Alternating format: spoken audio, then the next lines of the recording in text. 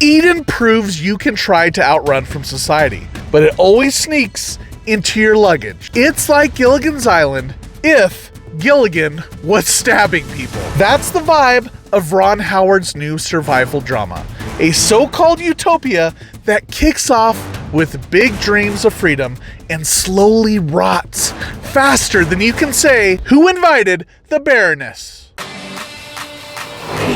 Buckle up.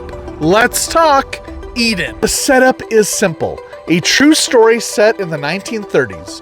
A bunch of disillusioned Europeans ditch civilization and sell off to the remote island in the Galápagos, seeking enlightenment, freedom, and profit.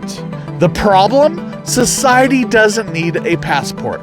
Ego clashes, jealousy, power struggles. Paradise turns into hell real quick. The pacing is slow burn in the best way.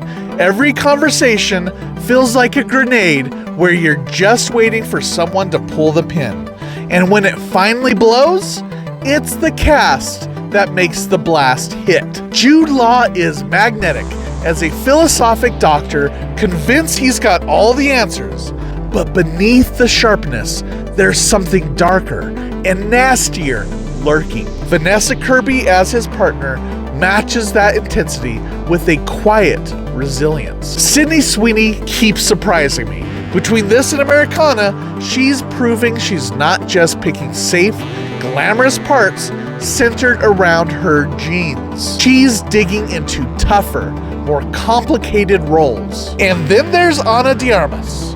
When she shows up as a self-proclaimed Baroness, the whole movie tilts on its axis. She's outrageous, manipulative, larger than life, like tossing a lit match into a room full of fireworks. Every scene she's in just pops. The score by Hans Zimmer is oddly subtle. So subtle, I almost forgot he did it. But maybe that's the point. The tension comes more from the actors glaring at each other than from the booming violins. Now, fair warning, the movie is bleak. It's heavy, cynical, and doesn't leave you feeling great about humankind. Some might find the slow burn a little too slow in spots, but personally, I love the way it simmered. This isn't just about survival on an island. It's a mirror of Europe in the aftermath of World War II. Neighbors who can't coexist, resources that spark battles, and people dragging others into conflicts they never wanted. Watching these exiles fight for their little patch of paradise feels like a scaled-down version of Nations at War. And layered into all of that is a clash of classes. The intellectuals with their grand ideas, the working class just trying to survive, and the elite swooping in like they own the place. For me, the core message landed hard. You can run to the farthest corner of the earth, but you can't escape yourself or the fact that people are often their own worst enemy.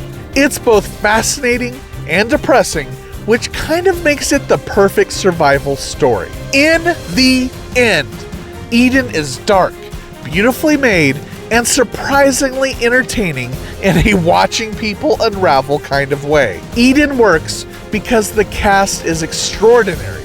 Every performance is a slow drip of tension until paradise rots from the inside out.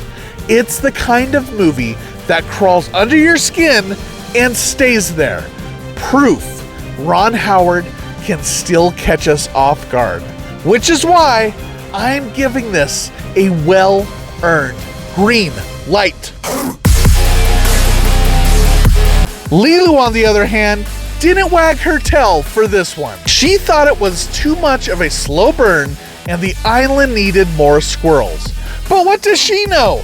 She once tried to fight her own reflection on the TV. So take that with a grain of kibble, huh? Holy sh!